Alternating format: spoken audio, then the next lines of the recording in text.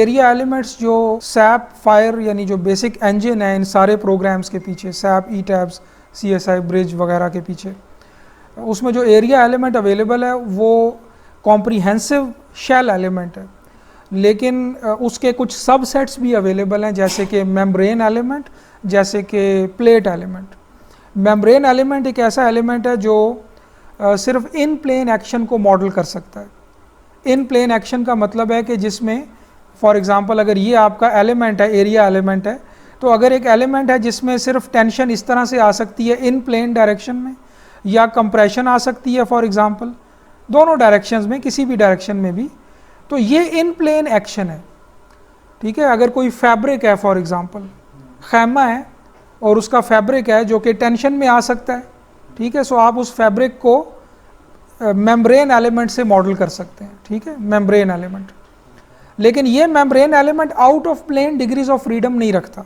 यानी अगर मैं इसको into the page centre से प्रेस करूं इन टू द स्क्रीन या आउट ऑफ द स्क्रीन, तो ये रेजिस्ट नहीं करेगा, बिकॉज इसमें वो डिग्रीज ऑफ फ्रीडम ही अवेलेबल नहीं है।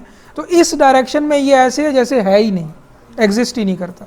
लेकिन ये इंटरनल खिंचाव में या अगर इसको इंटरनली इन प्लेन डायरेक्शन में कंप्रेस किया जाए तो ये रेजिस्ट करेगा, बिकॉज इस डायरेक्शन में इसकी डिग्रीज ऑफ फ्रीडम अवेलेबल हैं। सो जो के मैट्रिक्स बनेगी उसमें वो डिग्रीज ऑफ फ्रीडम होंगी, और इसके मटेरियल का इलास्टिक मॉडुलस, इसकी थिकनेस, क्रॉस सेक्शन का आई, वो सब उसके मैट्रिक्स में कंट्रीब्यूट करेगा। But into the paper और आउट ऑफ द पेपर में वो डिग्रीज ऑफ फ्रीडम इसमें एग्जिस्ट ही नहीं करती। यानी उस डायरेक्शन में ये एलिमेंट समझ लें एग्जिस्ट नहीं करता, कोई रेजिस्टेंस प्रोवाइड नहीं करेगा। तो अगर आप इस किस्म के एलिमेंट से स्लैब को मॉडल कर देंगे, अब स्लैब पे तो लोड आएगा इन टू द पेपर, अगर आप समझें उसको, जिसको आउट ऑफ प्लेन कहते हैं।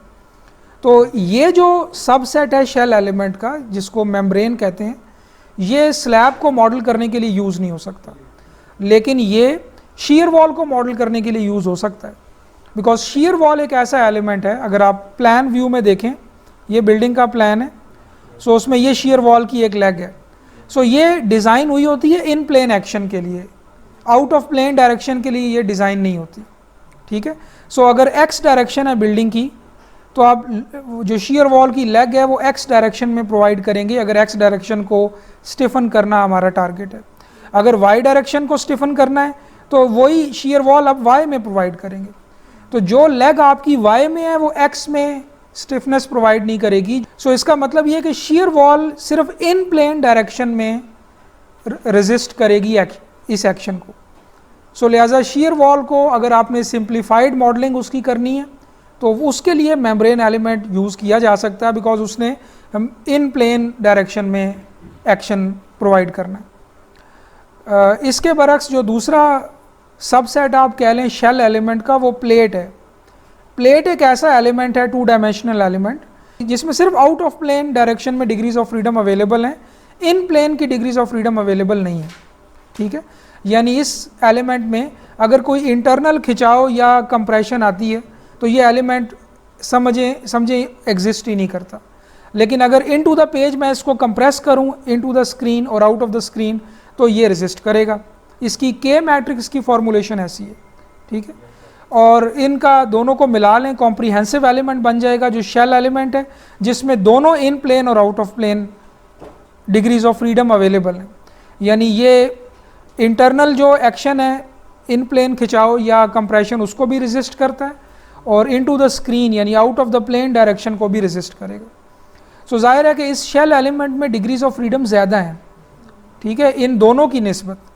सो अगर आप शेल एलिमेंट से स्लैब को मॉडल कर देते हैं और बाद में उसको रिजिड डायफ्राम असाइन कर देते हैं, तो जो इन प्लेन डिग्रीज ऑफ फ्रीडम आपकी शेल एलिमेंट में थी वो यूज़ नहीं होंगी, बिकॉज रिजिड डायफ्राम का ये मतलब है कि आपने उन सारे एलिमेंट्स को एक ही रिजिड ऑब्जेक्ट डिक्लेयर कर दिया है।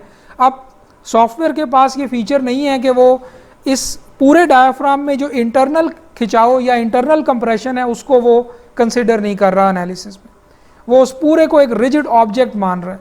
तो पूरा डायफ्राम इकट्ठा एक तरफ को जाएगा या वापस आएगा। ठीक है, सो लिहाजा जो भी इन प्लेन डिग्रीज ऑफ फ्रीडम आपके शेल एलिमेंट्स में थी उस डायफ्राम के अंदर, वो यूज़ नहीं होंगी, या वो यूँ समझ लें किल कर दी आपने जब आपने कंस्ट्रेंट अप्लाई कर दी या रिजिड डायफ्राम असाइन कर दिया। ठीक है, यूँ समझ लें कि अगर आप शेल एलिमेंट से स्लैब को मॉडल करते हैं तो ये एक थोड़ा सा आप ज़रूरत से ज़्यादा डिग्रीज़ ऑफ फ्रीडम शायद इंक्लूड कर लें एनालिसिस में, लेकिन अगर रिजिड डायफ्राम असाइन करते हैं तो वो degrees of freedom further reduce हो जाएंगी, बिकॉज वो इन प्लेन वाली डिग्रीज़ ऑफ फ्रीडम एनीवेज इस्तेमाल नहीं होंगी। तो एनालिसिस टाइम में कोई ख़ास फ़र्क नहीं पड़ेगा, ठीक है।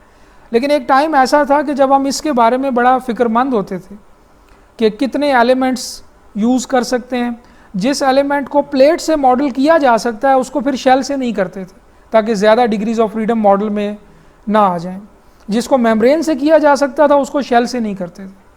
लेकिन आजकल अब आप बग़ैर किसी फ़िक्र के हर एरिया ऑब्जेक्ट को जो कि इन प्लेन आउट ऑफ प्लेन किसी भी डायरेक्शन में बेंड हो सकता है, बस बेफिक्र हो के उसको शेल से मॉडल कर दें।